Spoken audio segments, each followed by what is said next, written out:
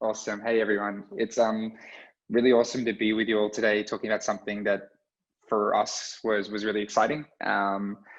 Basically probably about, I don't even know now. It's been at least a few months ago, we kind of were going on this discovery journey about Vow and the way that we represented ourselves and the way that we were thinking about the company, and how there was a bit of a misalignment that existed between how we saw the vibe and the culture and what Vow represented and what our visual identity represented and our brand identity represented as well. And for us, when we think about design and when we think about brand identity, it is such a critically important thing for us. And there's a couple of reasons why. But what I'm going to do today is kind of talk through a little bit about really just talk in depth about the process that we took to go through a rebrand, how we kind of learnt it, broke some things along the way, and ultimately came out the other end with something that we're super happy with and we do really feel is aligned with what we're about and what we represent. And then at the end, would love to kind of answer any questions about the process and really dive in deeper anywhere that people want to go into more depth in. So in terms of a little bit about myself and my background so I'm the co-founder of Vow. Vow is a company that's specifically focused on making meat products from animal cells instead of the animals themselves. The way that we're thinking about that is not necessarily restricted by the systems that made all of our old food systems. So we're rethinking food from the ground up, and that means introducing cells from animals we've not thought to consume, potentially mixtures of cells, and really creating food or meat products that are irresistibly good and outperform regular meat. So it makes the more sustainable choice the obvious one. In terms of my background before Vow, though, it's actually been across a number of different roles in design. Most recently, I was a global human-centered design lead for a company called Cochlear, which was a medtech or is a medtech company that helps people who are profoundly deaf or hard of hearing to hear again through an implant. And my role there was essentially to help the organization move from a very engineering-led organization to one that focuses on the specific nuances of different markets and how we create services that meet these people where they are by utilizing design. And then before that, I've worked on everything from cryptocurrency to national infrastructure plans, all from a design lens. And so I take a lot of these kind of skills and background in design and apply it now to biotechnology and food. But that's probably enough of that. What I'm going to do today is essentially share with you it's very rough, but really this is the board. I'm using a program here called Miro, where I have done all of the work that we did for this redesign. It's all contained within here. So I can kind of zoom in on different areas, but what I'll do is run what is a very basic presentation here on really the journey to get there. So when we were thinking about brand and what makes a good brand, we really kind of wanted to zone in on three things. So one is we really wanted, when people were seeing Vow, is show people what makes Vow Vow. And that means that, can we tell our story in an instant and not necessarily through using words, but the way that it makes you feel? And can we also use our storytelling to build confidence in something that would otherwise be potentially quite scary or new or novel for people? And then the second thing we wanted to focus on is, can we align our brand with our purpose and our direction? Meaning that we're able to connect like-minded people and center it around something that everyone can agree on. And then the third one is, a brand or a good brand, it gets results. And so when we thought about the results that we wanted to think about a sense of pride and morale for our team, having something that represents them. We wanted to think about increased numbers of quality candidates who wanted to join Vow because they understood what we're about. Greater brand awareness, specifically in the cultured meat space, and also really to raise some money as well and raise awareness with our investors, which is a critical part of the journey that we're on. So in terms of the major overarching ambitious goal, we wanted Vow to essentially lead the way in shaping what would be a new arena of visual identity for the cultured meat space. When we had a look at the companies, and I'll talk a little bit more about competitive analysis in a little while, but we saw that there was an opportunity to really set ourselves apart as a company that is focused on brand and design, which is really, really important when we start to think about the next phase or the next era of cultured meat companies as we move from solving very, very challenging technical problems to ones that are very, very challenging human-centered design, product and branding problems. So in terms of our long-term versus short-term goals, in the short-term goals, we wanted to hire people, we wanted to raise some cash, we wanted to unify our forces, and we wanted greater brand awareness. But in terms of our long-term goals, we didn't want to be, underutilizing the opportunity to have a brand that really lasts, to create an affinity between cultured meat, or thinking of cultured meat and potentially Vow, and really immortalize the story of the company, which for us, felt very unique and very special as well. So immediately what I went and did when we started out this process is basically started looking into some quotes from different branding agencies, and understanding how have different companies approached a rebrand and thinking about their own identity. And essentially we went out there and it was like super expensive, and that made us sweat because we're a company that's, well, essentially at that stage are really, and still now, an early stage startup. And then we, managed to, through doing what we do, kind of talk to different friends and mates, and started to bring the price of that down a little bit through some special favors and mates rates. And then we just got to a point where we went, well, we've done a lot of other things technically that we shouldn't have been able to do. Why can't we just do the rebrand ourselves? And so that's kind of the challenge that we set ourselves. So we got to work. Essentially, the mission for us was across 6 weeks for a bare bones budget, using only really internal people to create an entire new rebrand.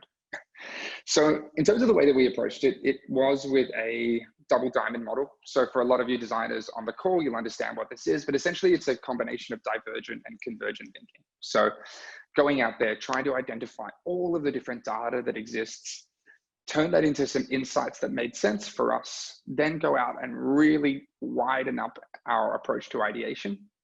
And then from there, start to really hone in on the key messages and the key branding techniques that we wanted to use. So got stuck into a bunch of research. For anyone that thinks that design looks like what's up here on the wall, it actually probably more closely resembles this image that's here. And what you're seeing with that red arrow point to is really the point of anxiety. There's this great saying that says that the price of freedom is anxiety. When we started this out, we could really have gone anywhere that we wanted, and the options were literally limitless in terms of how we could approach where our brand goes. And so you enter this kind of point of anxiety, and that's the same when you're undertaking really any design project. So the first thing that you need to do is kind of like a doctor that's arriving to someone's house with a briefcase. You need to ask really, well, what are the symptoms and what are the best techniques now for me, essentially, diagnosing that and then treating that. And it's the same in design. There's all of these different approaches that we can take, but you've got to think about the best ones for what you're trying to achieve there. And so in thinking about these different parts of the research phase, we wanted to understand what makes Vow Vow. What is the essence of Vow that we want to capture in the brand? How is our story already telling itself? What is the organic parts of our story, and how do we best utilize that? And then also, what are the gaps in our story? What are the gaps in the understanding, and what are the conflicts that exist in different people's narrative about Vow? And then where within that should we focus our energy on changing that narrative and that storytelling? And so the method that we applied was 12 one-hour interviews. So that was 8 internally and then 4 with different investors as well, because that's an internal kind of view on what makes Vow Vow, and then also an external but not completely external view. We also went out to our community, and we have a mailing list, and designed and sent out a survey with 26 different responses there. Did some competitive analysis and then some basic data analysis as well. So to kind of show you what that looked like, let me kind of just zoom in a little bit on this, and a couple of the techniques that I ran through with people. So essentially we asked a whole series of different questions. We also applied and ran card sorts with people. So card sorts are essentially when you create different things and ask people to sort them in terms of how relevant it is, and then ask them why it is that they did that. And I flashed a couple of different words of different kind of branding with people and asked them, which one to you stands out most like Vow. One of the other things that we did, and so we did that, with the brand of Vow, but then also with, how would a product represent or be visualized for Vow? The problem is what I wanted to kind of get from this is to take people outside of thinking of Vow as a company, and when you're really starting to think about brand and design, or when you're interacting with a company, it should kind of feel like a conversation, and a conversation with someone you know. And a good brand is really represents a conversation with a consistent personality. And so what I ask people to do when we had these interviews is really get out of the mind of thinking about Vow as a company, and instead to envision someone that they knew, or someone that they want to know, or a celebrity or something along those lines, and really start to think about what that person represents and what they are about. And a lot of the questions were about the things, what would this person do? What would they represent? I asked people to do some pre-work and think about different celebrities that Vow represented. And then I asked them questions like, what about that celebrity are we like? And then what are we not like? And then the other thing that I did is I used a page called Color Palette Cinema, and I'll show you kind of what that looks like. And I would just scroll through the feed of Color Palette Cinema and ask people questions like, jump out and tell me when there is an image or a color palette here that really stands out to you. And then really diving in deeper as to what are the intrinsic links inside of that image or inside of that color palette that make you think of Vow. And so from this, we started to get a whole large swathe of information, and started to kind of collate that together into different parts. And where that really ended up going is into this next phase, which was synthesis. And synthesis is really, you're only really this far along the journey. Synthesis is actually probably the anxiety-inducing task here, because what you've done is you've done the fun part of going out and asking people all these different questions. And what you've realized is that you now actually have so much different and opposing and disparate information. And we did have so many different data points to be able to start sorting through. And the only way that I can really describe it is kind of feeling a little bit like this scene from Always Sunny in Philadelphia. And for everyone that's around you, kind of looking at you like you're a total madman. And that's really what this period was. It was about trying to get to the next point where you can turn this stuff actually into meaningful insights. And really the big learning here is to just trust the process and to trust your instincts, because it's overwhelming, it's exhausting, you don't really feel like you're getting anywhere. You'll start grouping things together, and then you'll start another group, and then you'll go back to that first group realizing that was the wrong group. And it is just this process of chipping away and chipping away and chipping away until you get to a series of insights. And what we ended up with was a series of different briefs about who is Vow from the minds of the people that know Vow, which is internal, and also our investors as well, who know us quite intimately. And then from there, it was also starting to think about, well, what is the external view of Vow as well? And how then are these things different? Once we'd done that and we boiled these down to a series of insights, we got into this phase of ideation. So in terms of where that landed for us, there were some things with the Vow brand that were really, really important for us. And that was that, when people thought about Vow, they thought about a sense of adventure. They thought about this idea of going out there and doing something that's a little bit crazy, but trudging along anyway. They thought of a persona that was genuinely kind and considerate and conscious, thought about the world, but also thought about themselves and their place in the world. And were just really straight up and human and real. And this was very much the kind of major sticking point for us, is that, transparency as a concept for Vow, being straight up, humanizing something that is otherwise seen very technical or very challenging was extremely important for us. And so with these kind of insights, we dived into this next phase, which is the ideation phase. And again, still sitting in a general state of anxiety here, but you are starting to be able to see that there is a light at the end of the tunnel, and that you're in the middle of the mess, but you know that you're trusting your process.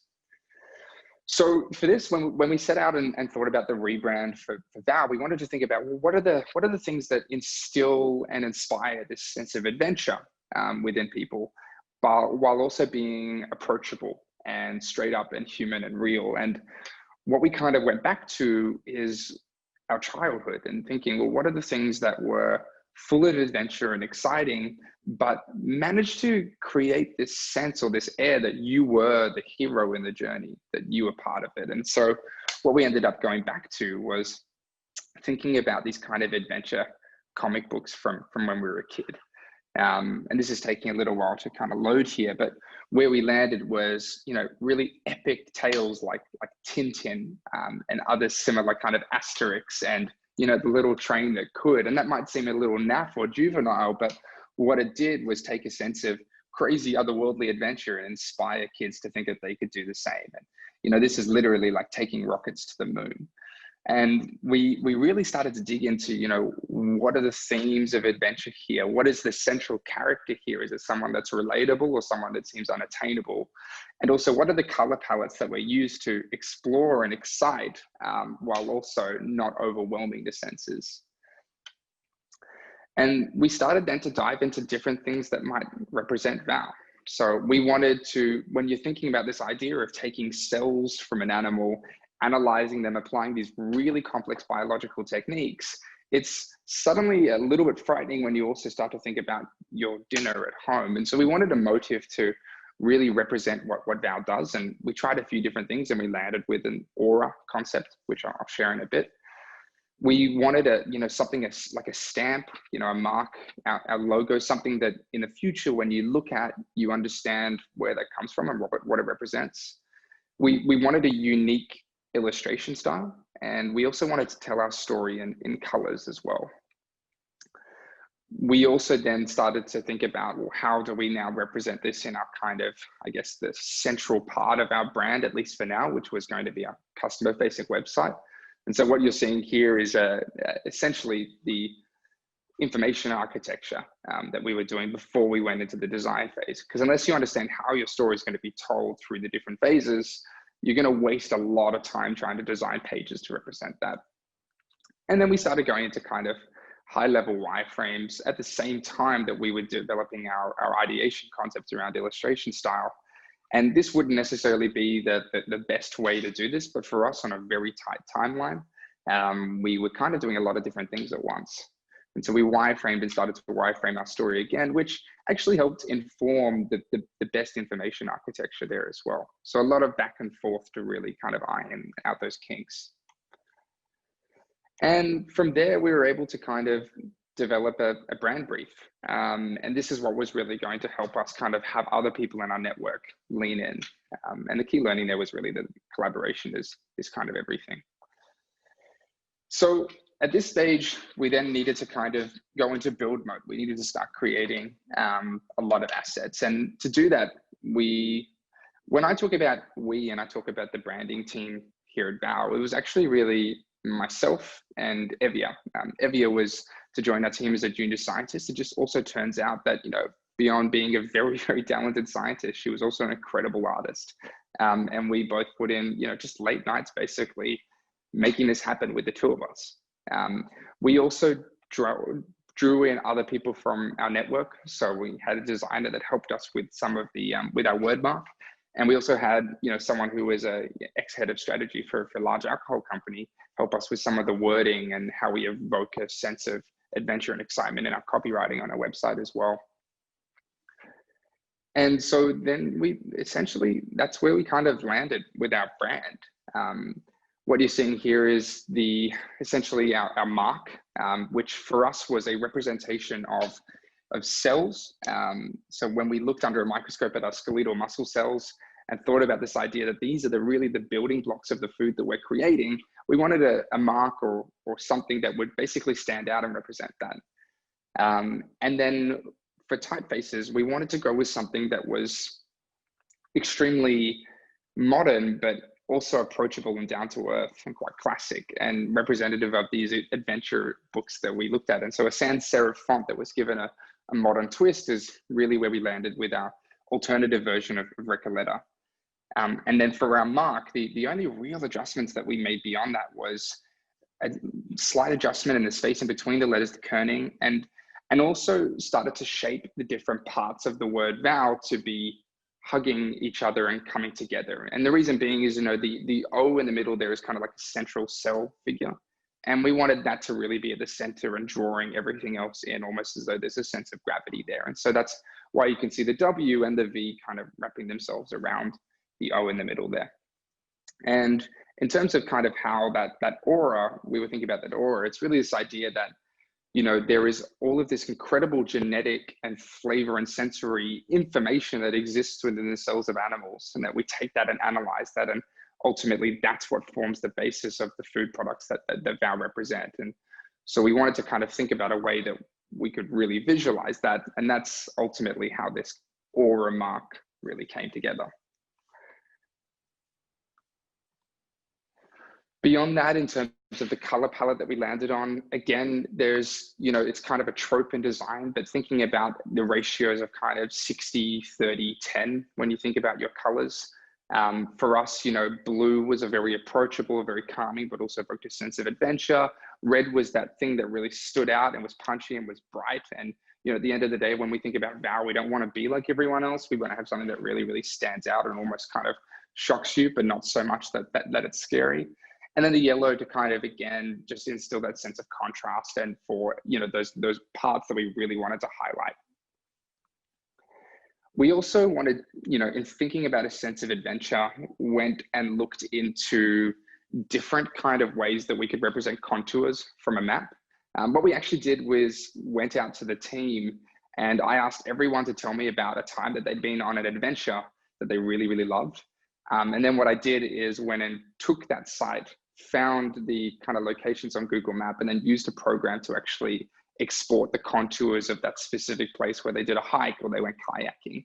And then a lot of that has ended up what became our vectors for those different parts of the website. And then in terms of representing that aura, it was something in our illustration style that made its way through everything. And we used a very bold yellow color to represent that. So going from the animal and contained within the information of that animal to the cells themselves, and then into the production processes as well. And, you know, using Evia's and working with Evia really, really closely, and kind of her skills and her approach to the artistry, we developed a really unique illustration style that really we felt represented us at VOW. And in terms of what Evia used, there was a program called Procreate, which I think is actually an Australian Tasmanian company, and an iPad. And that's basically everything was done on that. And we just pumped out design after design after design, went back and forth, a lot of late nights going, no, that's not right. Yes, that's absolutely right. Or, you know, how can we take a bioreactor and make it less scary, but, you know, not a kitchen appliance, because we want to be honest as well. And Evia was actually a really, really awesome person to work with on that, because I'm thinking, you know, no, we need the bioreactor to look like a Thermomix. And she's saying, you know, no, Tim, we need to be honest with the people about what a bioreactor is. And so we ended up striking this nice balance between, you know, comfort and approachability, but also honesty and transparency with the science, which is really a core concept of what we are as a brand. And then we started to explore a few different things, and ultimately this is what came together to create the brand, and ultimately where we landed here, feeling, you know, a little bit better about it, and like we can kind of see an out, but knowing that the work of brand only really starts here. Now that we've got, you know, a stake in the ground and somewhere to move forward, at this point, it's all about making sure that everything else that we do and that we represent in our communications represents that in the future. In terms of the key learnings of this process, number one for anyone is just trust the process, because I can tell you every single time I've gone into a design process, I've gotten about maybe 25, 30% of the way through and went, no, like this is broken. I'm full of anxiety. You know, design has worked up into a point and now it doesn't work and the process is broken. And then you just keep pushing through and you trudge through and you do a little bit more synthesis and you go, oh, actually, no, it was fine the whole time and it always has been fine. And then the other one here is that flow is about preparation. So when I talk about flow, I talk about the sense of flow work. I mean, we got all of this done in 6 weeks, but from anyone looking from the outside, a lot of the brunt of the build really happened in a week and a half to 2 weeks. We built the whole website and the illustration style in just over 2 weeks. And the only reason is because we were able to go into a deep flow state of work where, you know, my partner wouldn't see me for days at a time because I'd just be there at a computer working on this. And the only reason I was able to do that and enjoy doing that is because we'd done all of the work beforehand to really understand what it was that we were representing. sometimes first instinct is best. So we created some concepts really early on, and then kind of got, I guess, a little bit self-conscious about the speed that we were moving at, and went out and tried a bunch of different things and came back and realized that actually the thing that immediately worked for us, that first instinct, was actually the right one. And, you know, we tried some adjustments with the mark, and I'm not even going to share with you guys where the mark ended up, but it was really bad. And then we ended up last minute going, oh, screw it, let's just go back to where we started. And we were really happy with it. The other one is leverage other smart people in your network to accelerate things. You know, I can't thank the people who helped us out with this enough, and really giving them clear constraints and clear kind of understandings and briefs around where you want to go, but then asking them really deep questions and taking in their philosophy and taking in their design feedback. You know, I spoke to someone who, you know, was in a design role over at Uber, and, you know, he helped me understand that we've been really rigorous in our research phase, but that we needed to do some more work and try more things in the ideation phase and keep up that level of rigor through that phase too. And that actually allowed us to get to a couple of breakthroughs, which really ended up designing or defining what our illustration style was. And then the last one here is, you know, gather insights wide so that you can direct your design tight. And what I mean by that is, you know, when you think about anything from branding to even architecture, you know, I was talking to someone recently about designing a building. The thing you really want to get is all of the insights from all of the people that space or that brand is meaningful to. But then at that point, it's going to sound rough, but you kind of almost cut them off. And what I mean by that is you run the risk of designing by committee, and everyone has all of these disparate ideas, but they haven't been involved in that, you know, anxiety inducing process. They haven't seen that whole thing come together. So they don't have the breadth of insights to be able to temper their thing that they think that they want, or they say that they want, against the wider design process that's been around it. And so if you ask for everyone's feedback and you ask for everyone's opinions and pointers towards that really pointy design end where you're doing the ideation and where you're starting to define that into assets, you run the risk of designing by committee, slowing things down and ending up with, you know, this 5-headed, 12-legged beast that has a little bit of what everyone wants, but doesn't actually feel good to anyone. And that is essentially where the brand ended up in terms of how that looks for us live. You know, it turned into a website that essentially came together to really represent what Bow is, what we represent, to tell our story about the people, how it works as well. And, you know, the feedback on this for us has just been awesome. And in terms of achieving the different goals that we wanted to achieve, it's very much done that. You know, I think that people in the industry are definitely having a look at this branding, and we've started to see it kind of filter into some of the brands of other companies too, which for us is just absolutely awesome. That was kind of the goal, is as an industry, how can we raise the bar about how we represent and tell our stories? You know, we managed to drum up a lot of interest from other investments. And in terms of a team, you know, we are centralized around this brand that we're super excited and proud of. And every day, you know, has people coming in. You know, yesterday we ended up with these Vow face masks that one of the people on our team, her mother in Hong Kong, had gone out and created a custom embroidery for it and ironed onto a bunch of face masks and just dropped them in the mail. And because she wanted to, because people are excited about the brand. I had a friend of mine who rocked up to something yesterday with Vow on this bright orange cap, and I was devastated because that is the worst color palette. It's like, mate, no, that's not it. That's totally off brand. But the idea that he'd gone and wanted to represent that because he loved the word mark, you know, for us, when we think about Vow, it should be, you know, you should be just as excited about wearing a Vow mark as you are any other brand. And that doesn't have to be biotech or a startup. You know, we want to be just as exciting as the clothing and the fashion brands. And so, yeah, that's kind of where we've landed and where we've ended up. Amazing. I definitely love your story about the celebrities in a room. And well, we have actually a series of questions. And so if you are interested in putting a question in for this Q&A section, there should be a Q&A tab at the bottom of your screen. There's no chat, so find that Q&A tab. And then if you submit your question, we will see if we can get to it. So we'll press the answer live button. And if it's a logistical question, we will type out an answer. And so first off, we have a question from Bianca, who asks, the brand identity seems to reflect the vision and capabilities of the team, but what about the market wants and needs? Where in your method was kind of like the process for determining what the market would need for the target audience? Good question. A couple of things. So the first one is that it's important to note, and it's important to be really clear that the market, in terms of thinking about the products that are on market in the next couple of years, was actually not at the forefront of our goals.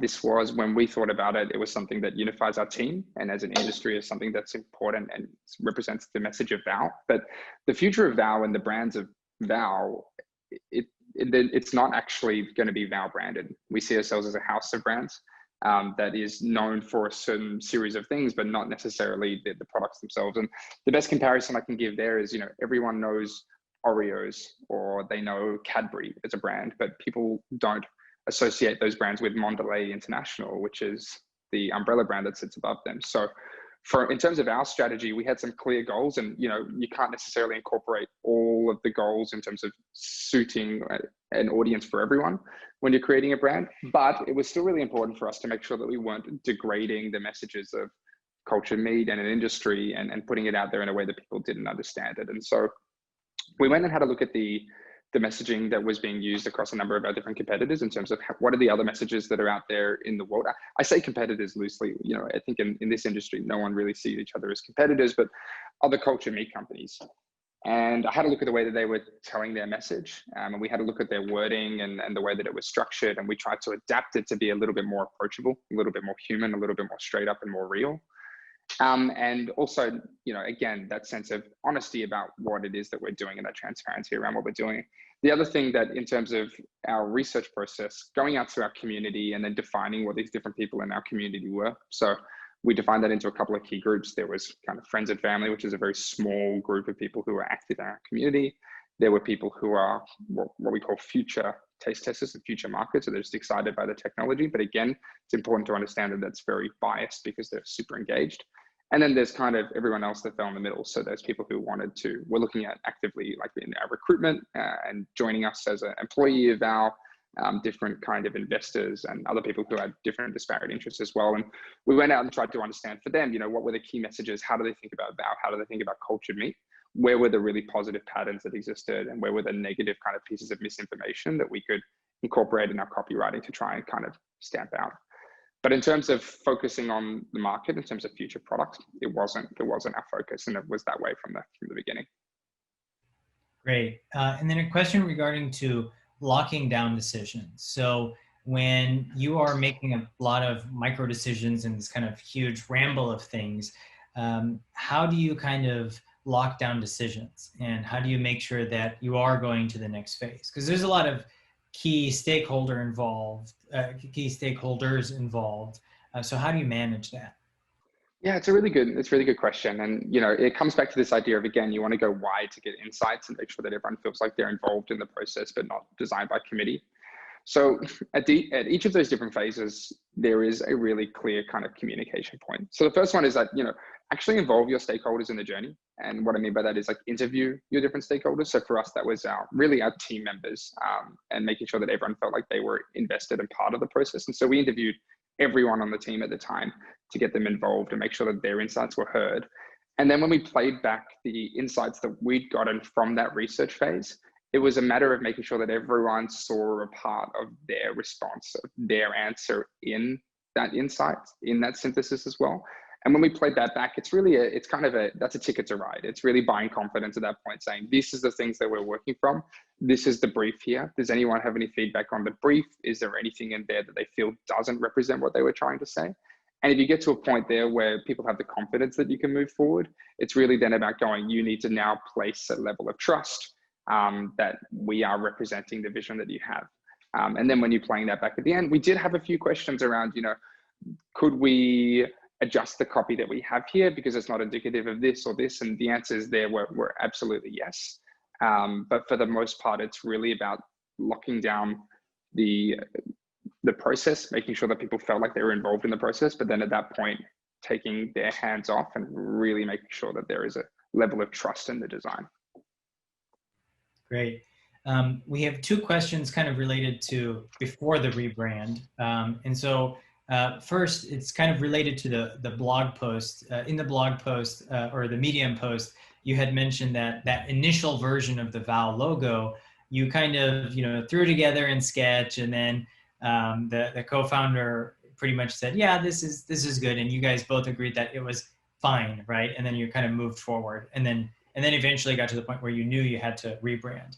I guess in that initial phase, how do you get to the point where this is fine? Is it very quick? Was it something that you did have to stew on, or was it more of like, let's just get something that fits kind of like the right criteria for image format, and then let's move on? What was it like? Yeah, it's a good question. Like it's nothing robust is the short answer. I think we did 2 iterations on the brand.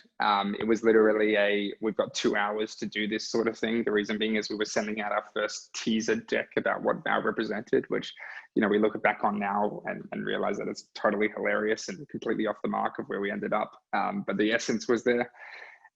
Really for us, I remember doing it. I went into Sketch, I drew a circle, I got some text. I then turned that into outline and adjusted the kerning a little bit on the text, and then we just shipped it.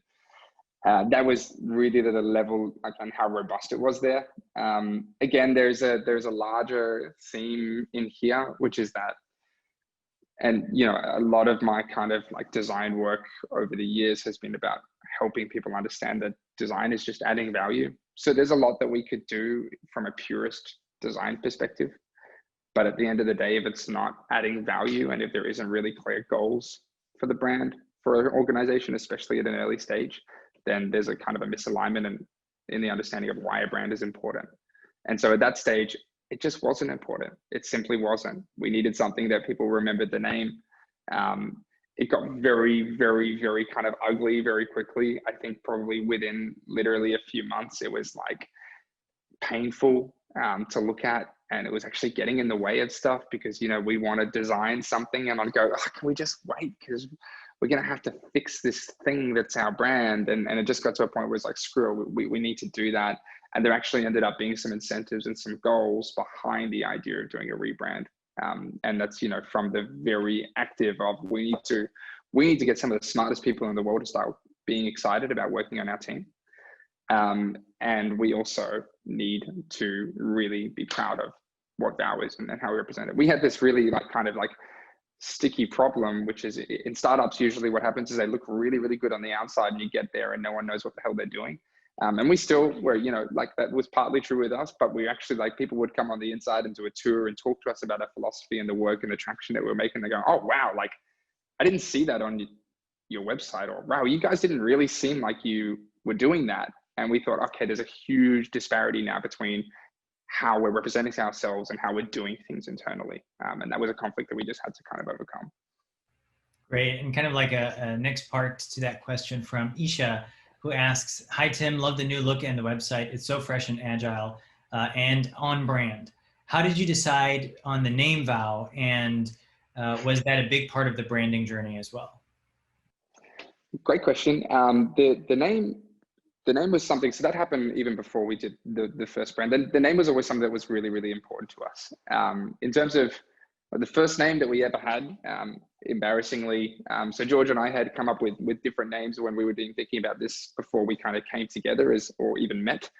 Mine was M2, which, I real thinking about, and George's was Designer Meets, which I'm sure he doesn't feel amazing about either. So we came at it like that, and literally the process for finding a name was it was a lot. By the end of it, I showed you guys that GIF before of the madman. That was very much that as well. We wanted something that we actually read this thing called Igor's Naming Guide, which has a number of different kind of thoughts around names. There's the very literal names, there's the very functional names, and then there's the ones that kind of elicit a sense of something. And that was really the group that we wanted to get to. There was a lot of companies that had meats in there, or I want there's New Age meats, there's Memphis meats, there's all of these different companies that kind of really tell you what they're doing. And we kind of wanted to just instead get people to go, wait, what does that mean? in terms of the name Vow itself, that there is a story as to how that happened. We had gone through thousands of post-it notes on all of these different names. I had literally talked to a friend who's a Indigenous language expert here in the country to ask about different words in the Indigenous language of Australia, and the oldest living civilization in the world. I had, we had explored different languages around the world and how they represented different words that might meet us, and nothing seemed quite right. And so we kind of went back to our core and went, okay, if we're going to be this brand that is essentially invisible, like good design is invisible, and people don't know that the design was there. And the same for Vow, Mondelez International is invisible, but the brands that sit underneath it, they tell the story. And we thought, okay, well, what is it that exists all the time and kind of creates reality behind the scenes, but no one talks about? And so we thought about the English language, which, was our primarily spoken language. And we thought, okay, well, in every word in there, there's a vowel, as in VOWEL. And it's this kind of silent little character that exists in there. And essentially the words that we use, the way that we talk, the way I'm talking to you now and telling stories, that's how we create reality. Consensus created between people creates shared reality. And so when we thought about, in every single word, there's this vowel, but it's totally hidden, it's totally silent, and it creates meaning. And so we thought, we'll be Vow. And I said, we'll be Vow. And I asked a few people kind of in my network, and they said, that's a terrible idea. That's really bad. The SEO is going to be awful. People are going to think it sounds like bowel. It's not going to work. So literally there was this kind of experience where we tore up a post-it note, and it tore off the EL, and we were like, okay, cool, let's be like Vow. And then, we retrofitted thinking, yeah, totally. It's like, it's a solemn promise that you give at your wedding. We're promising to do this mission. That's what we're about. But the first half is really how that came together. That's a good story. I wanted to, so we have a couple more questions that we'll get to. I wanted to kind of go back into kind of talking about what you were kind of doing, this like celebrity exercise. And in design school, we always kind of had this brand exercise where you would say like, there's a party, right? And, the brands are coming to the party. Like, who's going to be the cool kid that's by the drinks? Who's going to be kind of like the kid that's like in the back, like to the wall, right? And I guess maybe not to think about it as cultivated meat companies, but if you think about it as like plant-based meat companies, you'll see that Impossible Foods is the cool kid, right? Who's like at the punch, right? Maybe Beyond Meat is following behind. And then you have like Tofurky, who might be in the corner. Nobody really wants to talk to him. And maybe a couple of, the new kind of plant-based companies that nobody's really heard of or might have heard of, they might be like the freshmen coming into the room. And so what kind of, when you were looking at other brands in the space, how did you kind of analyze them? Yeah, I think so, probably like I was going to bring it up, but I don't want to go and talk specifically about the other brands there, but we kind of put everyone aside and next to each other. And I think what we found is that none of them, certainly at least for now in our industry at the time that we looked at it, there wasn't really a cool kid. That was something that was for sure. I think, like cultured meat has been a very technical problem. And so all of the brands have been kind of extremely technical, or we found that they've gone right the other way. And they've ended up being like very much about the hero food product itself. But the challenge was in that is that I think that when people try to put a hero food product, it's about creating something desirable. Like, you see a McDonald's ad or a Burger King ad, and they've got this, and it's probably less so now, but there was a time where, you just see this huge burger on a billboard, and the whole thing had been dolled up to be absolutely perfect. And it was this idea that you look at that and it's desirable. Whereas we looked at the kind of meat products that were being heralded here, and it was kind of like a sausage here or kind of like a skewer there. And you look at the meat product, it was kind of like, wow, like that's not exciting for me. That doesn't evoke a sense of adventure. And so then we thought about, Vow as a person. And, if you think about Vow at a party, it's kind of like a bit of an approachable nerd, just like a nice person, like not ostentatious, not flashy, just kind of like just solid. Like you go and talk to them and they're really nice and they're not going to judge you, and they're really, really open and transparent about what they're doing. And you say something and maybe it's weird, they're like, okay, that's cool. We really like weird things. We like weird people. We like things being different. And that's kind of how we thought about Vow as a person. And we didn't really see that approachable voice in the industry. You know, like Alex, we see, you know, the Cultured Meat Symposium, or we see like other different conferences that involve all of like the cultured meat world and the different small parts of it. And ours kind of wanted to be more of an open arm policy and kind of being like, everyone can, this is something we can all talk about. Because, you know, when it comes down to the culture meat, it's just going to be a series of conversations that get us to a point where everyone goes, actually, this is consumable and awesome and exciting, and I want to be a part of it. Great. We have a question from Kamala, who prefaces with, the question comes from a consulting standpoint, not like a science or STEM standpoint. How would you consider VOW being a way to address concerns about the meat supply? And then also around the idea that connecting a green company whose process helps the environment might appeal to that demographic. So, you know, so what would you consider VOW being, or would you consider VOW being a way to address concerns about the meat supply?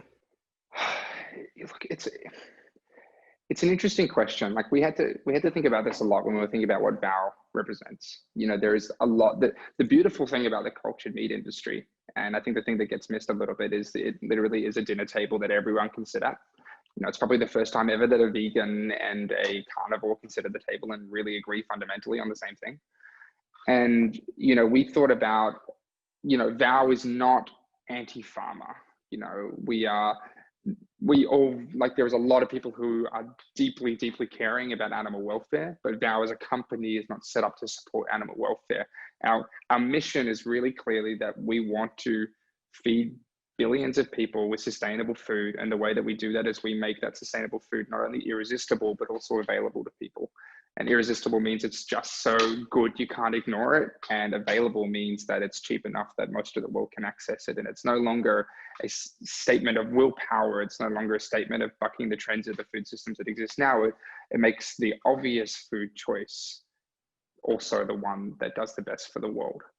And that's been really, really kind of clear for us. When we think about VOW, we think about it being every person's company. And so we didn't necessarily want to get up there and say, you know, this is a stance against things that exist, but there are a number of existential threats that exist out there in the world with our food systems now that would be addressed by VOW. And so in parts of our website and parts of our copy and parts of our brand, we do talk about the benefits that come from VOW. And a lot of that is around, you know, like global pandemic potential and eradicating that. It's around, you know, the fact that, you know, 96% of all mammals on Earth right now are either humans or the animals that feed them. And the fact that that's causing a whole swathe of different issues. And we also thought about animal welfare as well. And we wanted to talk about these things and say that they're important, but they're not our ultimate stamp in the ground. But yes, to answer your question directly, we do see VOW as an antidote to a lot of the major existential issues that have come from industrial animal agriculture.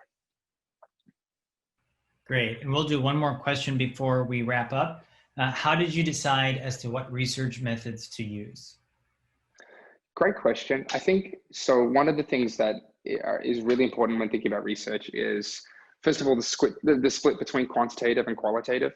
So in terms of, like, as far as I'm concerned, when you're doing a branding exercise and thinking about something that is so personal and so human, qualitative is always going to be king. And the way to do that is really just to talk to people. We wanted to, so really the primary research method here was always going to be one-to-one interviewing. And not group interviewing, one-to-one interviewing. The reason it's not group interviewing, because again, you don't want to get people influencing each other in terms of how they talk about something, and, you know, getting biases towards the loudest person in the room, or, you know, a held opinion that might not have come out. And as a result, you know, when we had these one-on-one conversations with people, they came up with the weird and the wacky and the honest. You know, when I asked someone on our team, you know, what would VOW be like as a human? She said, I imagine this man holding a chicken. And I thought, that's the weirdest thing I've ever heard in one of these interviews, but it's great. So those interviews were really going to form the core of it, but there was also a time constraint and we wanted to get the opinions of other people. So went out there to do a survey, which is semi-qualitative insights from people. And what I mean by that is it's not numbers, you know, you are getting longer form answers from people, but you can't ask them why, because you're not sitting there in front of them, but you can get a lot more in a shorter period of time by automating it. We also wanted to use card sorts to give people constraints, because sometimes when you give them, and we saw this with different personality types, when you give them open-ended creativity, sometimes they don't know how to answer it. It's not their mode of being. They might be an engineering person, and so they're not used to coming up with flagrant ideas of creativity, but instead want to look at a problem and break it down. And so giving someone existing answers and asking them to sort it and then asking them why is sometimes a good thoroughfare into that. And so that was really, really important for us to do, to make sure that we got good answers from all of the different types in our team. And then from a quantitative perspective, went out there, had a look at our search console, had a look at our website analytics, and started to understand how are people already searching for us and what content of our existing website are they spending their time on. And from that, you know, we were able to kind of ascertain which journeys were already working for people. And that was a really good way to take a qualitative lens to a piece of quantitative data. So we wanted to make sure that we captured all of that, but really that one-on-one interviews, that qualitative analysis where you can dive layers and layers deeper by asking why in a live fashion, was for us going to be the most important. And I think for most design exercises, the most important approach to research. Great, thank you. And as a final question, what would be, well, actually we got one other question that just popped in here. How did you code your qualitative research? How did we code our qualitative research? So so for the person who put in that question, maybe you can follow up with another question with some additional details, but I take it as, how did you kind of group it? Got it, okay. So yeah, it's an interesting question. I think we took each exercise and started to group each of those exercises to find different insights that existed in there. A lot of the time, the exercise itself didn't really necessarily matter. So it's like, you know, when we went in and asked people about celebrities and asked them what things were like Val and what things weren't like Val, we ended up with insights that could easily be grouped into a personality trait that was asked when you ask someone directly, what is Val like? So for us, we had, and again, the major thing for us here was there's two major groups. There are, personality traits. So things that are like Val, and within that as well, things that aren't like Val. And then we also wanted to find conflicts that existed in the middle. And then the other one that was in there is, what does Val represent as well? So how would you visually see Val? So there's two major groups are, you know, everything from Val is honest and transparent. They're not, airy-fairy and verbose on their details. And then over the other side, it was literally looking at things like what color palette represents Val, and how would a Val website look? Is it flashy versus very literal? And those were the two major groups that we had to define what Val was. Great. And for Yana, who just asked that question, and for all of those listening, what would be the best way to get in touch with you? Me? Good question. Yeah, you can catch me on Twitter. So T Noakesmith is my handle on Twitter, or just find me on LinkedIn, reach out, Tim Noakesmith. I freaking love design. I don't get to do it enough now, running a biotech and food company. So I'd love to chat to anyone and happy to kind of chat more about the process in more depth. Awesome. Thank you so much. No worries. Thanks, everyone.